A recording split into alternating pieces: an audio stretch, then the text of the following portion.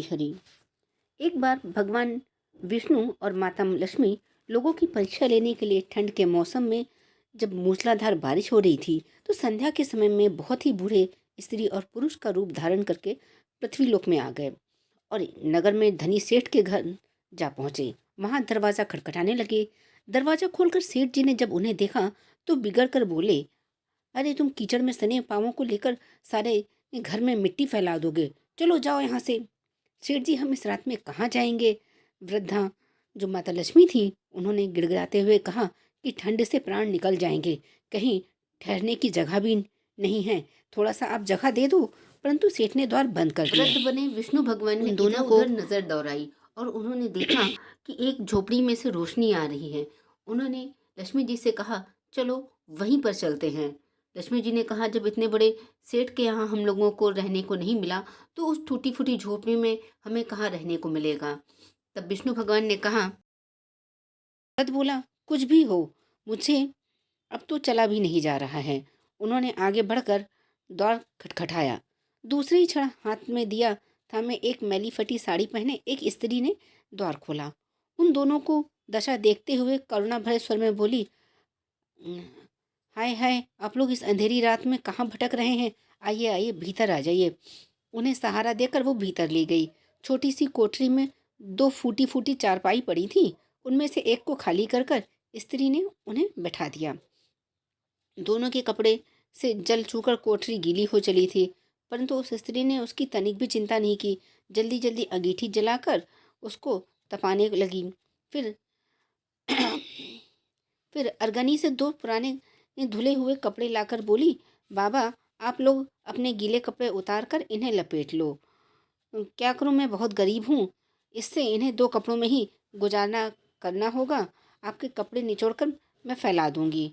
उन्हें कपड़े बदलवा कर वह दलान में गई और दो पीतल की छोटी छोटी थालियों में बथुआ का साग और बाजरे की रोटी ले आई और बोली, माता जी से कहा कि आज मेरे घर यही भगवान का प्रसाद है। मुझे तो बहुत दुख है, ना तो घर में घी है और ना ही दूध और न चीनी। कोई बात नहीं बेटी, हम तो दोनों वो जो है प्रेम से खा लेते हैं। थोड़ी देर बाद वो स्त्री का पति भी आ गया। वह बेचारा भी रोजगार की तलाश में दिन भर घूमकर थका मारा लौट के आया था। पत्नी ने अतिथियों को भोजन खिला दिया और उनके खाने के बाद चुपके से द्वार पर ही अपने पति को सब बता दिया। यह सुनकर वो बड़ा प्रसन्न हुआ। फिर दोनों ने अपने बिछौने उन दोनों वृद्धों को देकर खाट पर सुला दिया और खुद दोनों एक जो है फटी सी टाट में ओढ़कर सो गए। प्रातःकाल जब बारिश बंद हो गई तो वो बुजुर्ग जाने लगे। स्त्री ने उन्हें हाथ जोड़कर सूरज निकलने तक रोका। फिर घर में कुछ भुने हुए चने थे तो उन्हें पीसकर आटा गूंथकर रोटियां बनाई और उन्हें बांध दी। कहा, माता हम निर्धन हैं, इसी जैसी सेवा करनी चाहिए थी वैसी नहीं कर सकते, आशा है आप क्षमा कर देंगी। बूढ़ी माता ने उत्तर दिया, बेटी हम गरीबों की जो सेवा तुमने की है उसका फल तुझे भगवान दे। आज तू जो चीज छुएगी वह दिन भर खाली न होगी। वे लोग चले गए। स्त्री को अपने बथुए की हांडी को साफ करने की याद आई। रसोई में घर जाकर उसने हांडी उठाई तो आश्चर्य से भर उठी। उस हांडी में असरफियाँ भरी हुई थी। अब तो जो उसने उलट कर रखा वह दोबारा भर गई।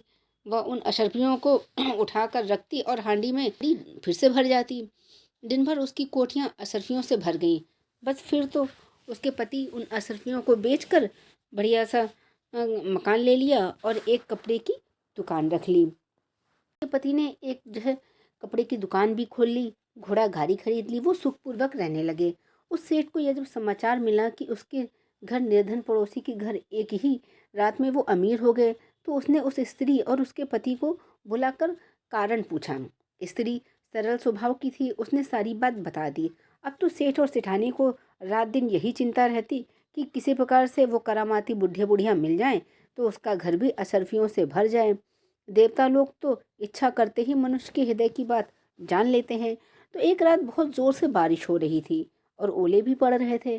तब बूढ़े बुढ़िया फिर उसी सेठ के द्वार पर जा पहुँचे। द्वार पर खटखट सुनते ही सेठ जी ने खोला गेट और झांक कर देखा तो उन्हें पहचान लिया और जल्दी जल्दी सेठानी को उन्हें लेने भेजा और बिजली बुझाकर एक दिया हाथ में लेकर सेठानी बाहर आई।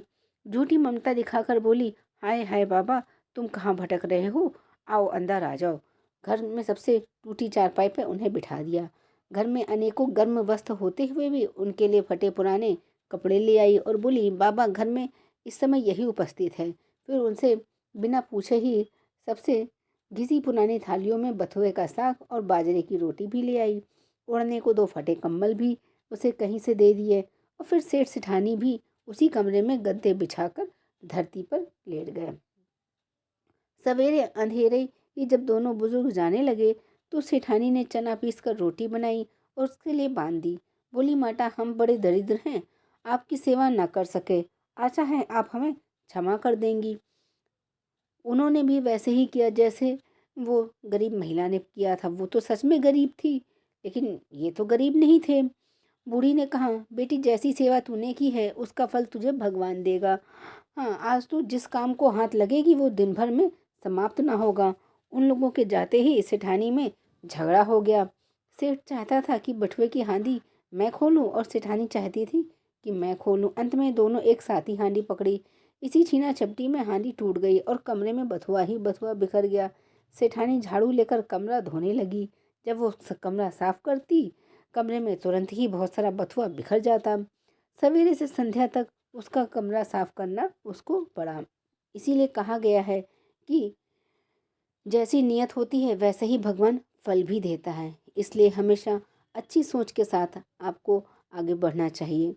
तो उम्मीद करते हैं ये कहानी आपको अच्छी लगी होगी, और अच्छी लगी हो तो कमेंट सेक्शन में लिख के ज़रूर बताइएगा। जय श्री हरि।